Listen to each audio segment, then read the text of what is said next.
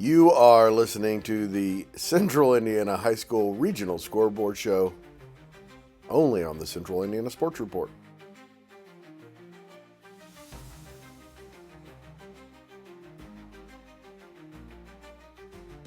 Welcome, high school football fans, to the Central Indiana Sports Report's High School Football Regional Scoreboard Show with scores and highlights from across Indiana and your semi-state matchups.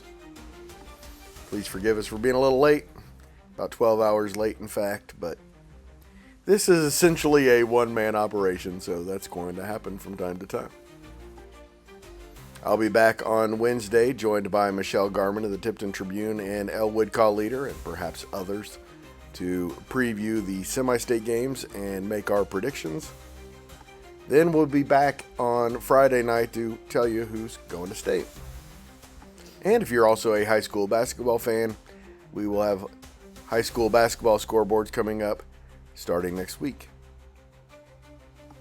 Before we get to the scores and highlights, let me tell you what else is going on at the Central Indiana Sports Report. On Saturday, we will have Grant Schaus and Mike Hutzel's reaction to Indiana-Wisconsin football.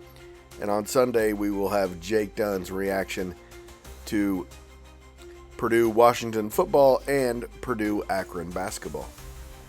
No Colts this week, but we will have a Colts report on Tuesday and a Pacers report on Monday this week.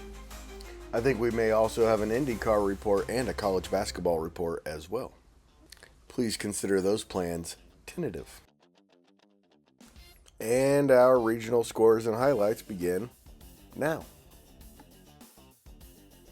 We start in Class 6A, where both of last year's state finalists are still alive. In the North, it's 6th-ranked defending semi-state champion Westfield 20-10 over rival Fishers. Westfield's 3rd straight regional championship and 9th overall. And next week, they'll try to defend their semi-state championship in the Fort Wayne metro area, Huntertown. In fact, Susie, you remember Huntertown, to face the 10th-ranked Carroll Cougars.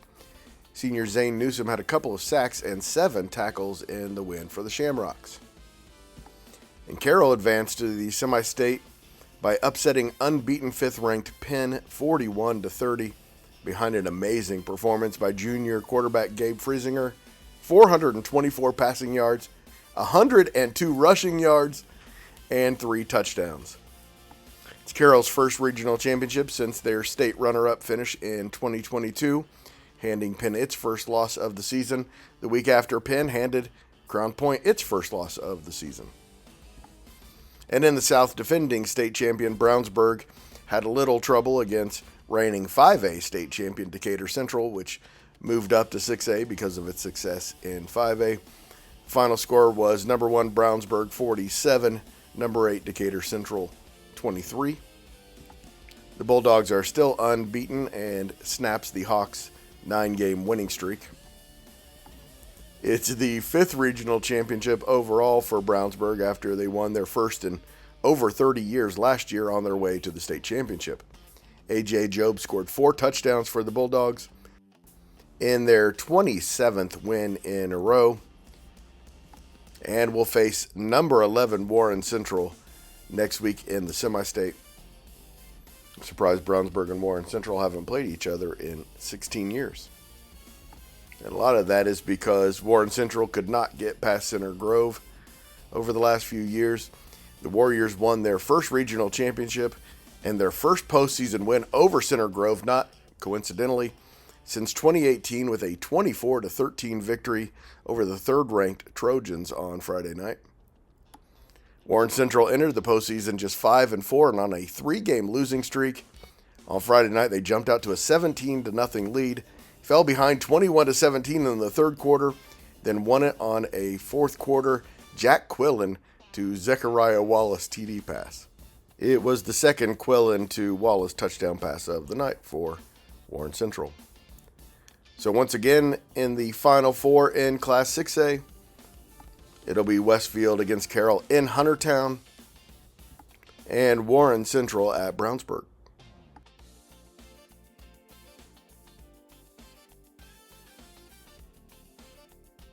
In Class 5A, we start in the South where New Palestine avenged its most recent loss 2 years ago to East Central with a 20-6 victory. The top-ranked Dragons have now won 26 games in a row since East Central beat them in the semi-state 2 years ago. Both programs playing up from Class 4A, and it was a good one. 6-6 into the fourth quarter. Then Caden Jacobia scored a couple of touchdowns for New Pal in the second half, and the Trojans could do nothing against the New Pal defense. Jacobia finished with 160 yards on the ground, and the Dragons held East Central to just 12 first downs on the day. The Dragons will continue their quest for back-to-back state championships Friday at home against third-ranked Bloomington South, which beat ninth-ranked Floyd Central 55-7. The Panthers' third consecutive regional championship and their 14th overall. Their last semi-state championship, though, came in 1998 with Rex Grossman at quarterback. 8 years later, he was battling Peyton Manning in the Super Bowl, and I'm so glad that he lost. Duncan Combs had 176 yards and a touchdown pass. Braylon Townsend had 110 yards on 14 carries and a touchdown for the Panthers, according to Jim Gordillo of the Herald-Times. In the North, we had a thriller. The Concord Minutemen won their first regional championship since 2013 on Nathan Potter's 46-yard field goal as time expired. The kick and Concord's comeback also kept Lafayette Jeff from winning its first regional championship ever. It was an incredible back-and-forth game, with Concord outscoring Jeff 23-14 in the fourth quarter for the win. The Minutemen will be at Merrillville for the semi-state next week. The fifth-ranked Pirates beat number 12 Michigan City 34-14 for their third straight regional championship and their sixth in the last 7 years. Cameron Jordan had 2 touchdown receptions, and Zaire McKinney had a touchdown reception and a 98-yard kickoff return late in the third after the Wolves had cut the deficit to 27-14. Again, 5A in the North, it'll be Concord at Merrillville, and in the South, New Pal will host Bloomington South. Your Final Four in Class 5A, number 1, New Pal, number 3, Bloomington South, number 5, Merrillville, and number 6, Concord.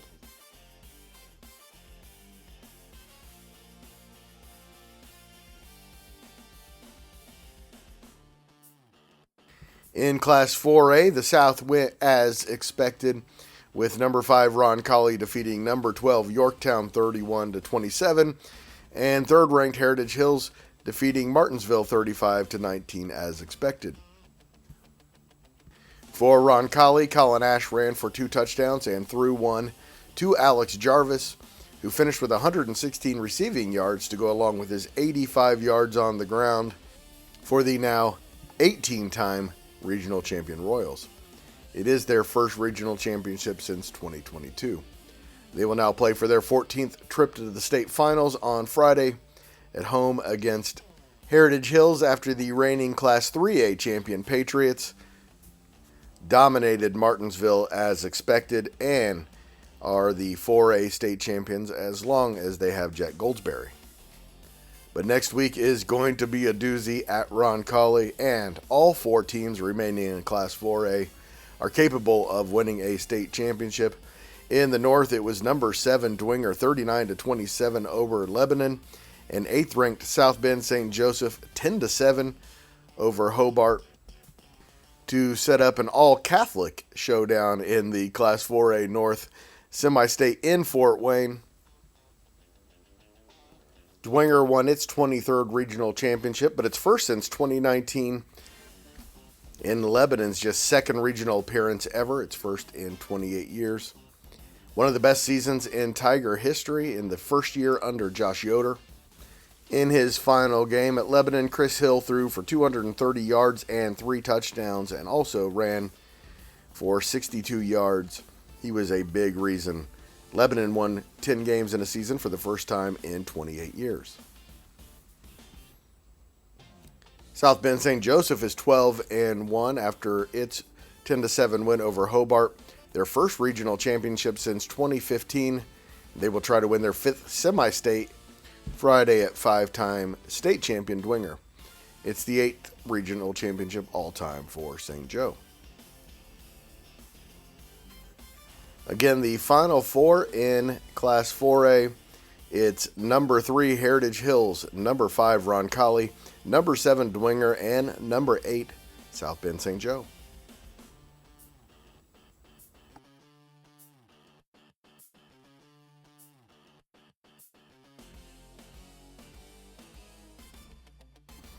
Some history made in Class 3A tonight. We start in the north, and that's where Miles McLaughlin and the Knox Redskins won their second regional in the last 3 years with a 28-21 win over Angola. In the win, Miles McLaughlin set the national single-season touchdown record with his 68th, 69th, 70th, and 71st touchdowns, including the game winner with 4 minutes left. He finished with 372 yards and had the game-sealing interception in the final seconds. It's kind of what you've come to expect from the McLaughlins, right?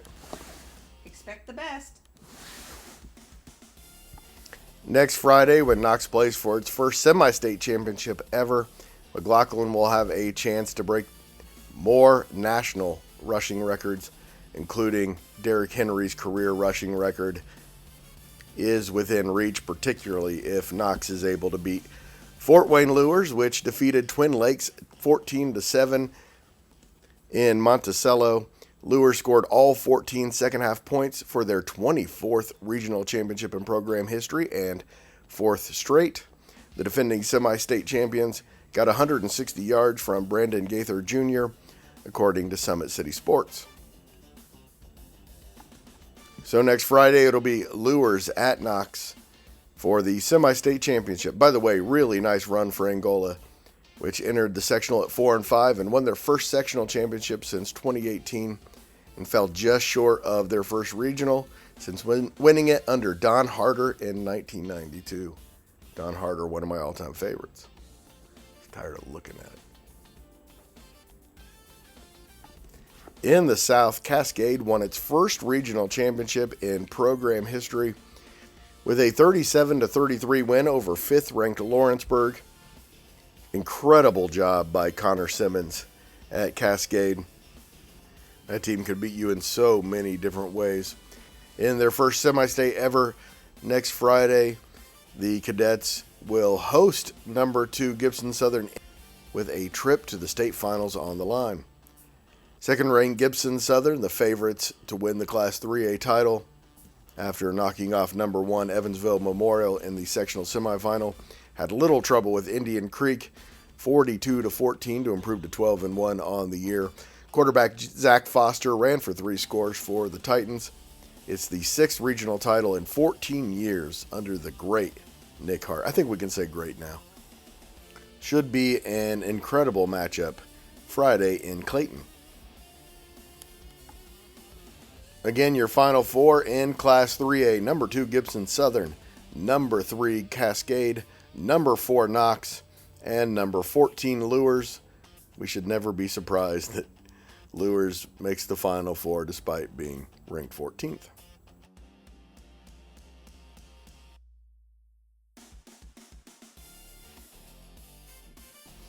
We move to Class 2A, and we start in the South, where number 3 Lapel will make its first trip to a semi-state in program history after beating 6th-ranked and 4-time defending regional champion Indianapolis-Lutheran 38-7. It was all Bulldogs in this one.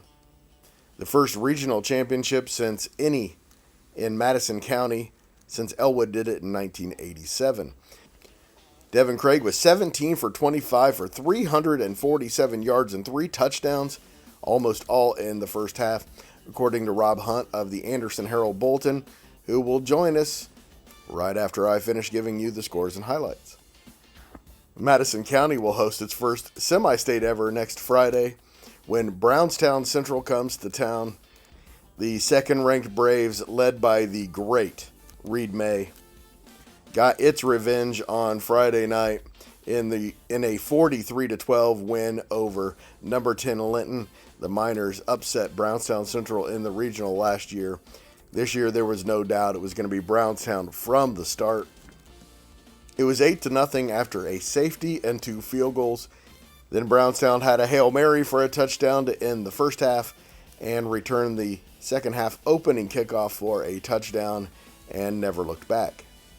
After 325 wins, Coach Mayo looked for his first trip to the state finals on Friday after a long trip to Lapel. In the North, defending state champion Adams Central advances to the semi-state once again with a 42-28 win over previously unbeaten and 5th-ranked Eastbrook. Jeff Adamson, Bodie Howell, and the Panthers looked in really good shape with a 14-0 lead early, but Adams Central scored 35 points in the second half, 21 in the fourth quarter to win the Battle of Unbeatens and retain their 2A championship belt. It's the 18th sectional championship for Adams Central and their 5th in a row, 3 in Class A and now 2 in 2A, and their 8th championship in the last 9 years. Adams Central will go to Merrillville to face number 4 Andrean after the 4th-ranked 59ers beat Southmont 52-32, the 13th regional championship for Andrean, all in the last 28 years. Doing the math, that's like every other year. Andrean will host the semifinal. The Jets beat the 59ers 20-13 in last year's semi-state en route to the 2A state championship. And the only class where this is the case, 1, 2, 3, and 4 still alive in the Final Four. Number 1, Adams Central. Number 2, Brownstown Central. Number 3, Lapel. Number 4, Andrean. All still alive to win the 2A state championship.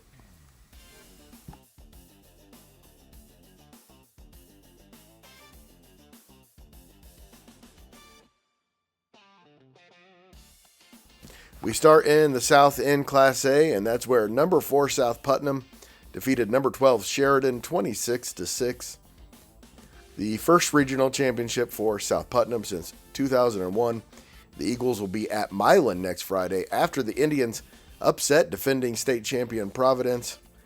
We've been hearing about Chuck Sorrell for a while, and now he's taken the Eagles farther into the playoffs than any time in the last 24 years. Milan entered this postseason just 4-4, and this one felt like a foregone conclusion, but in the end, the Indians defeated number 2 Providence 22-7. Not just that Providence was the defending champion and had beaten number 1 Springs Valley a couple of weeks ago, but they've also dominated Milan over the last few years, beating them 6 times the last 5 years, but Milan got their revenge on Friday. And in case I didn't say it, Milan will host South Putnam in the Class A South Semi-State. And in the North, number 5 Pioneer had no trouble advancing past Laville with a 34-14 victory.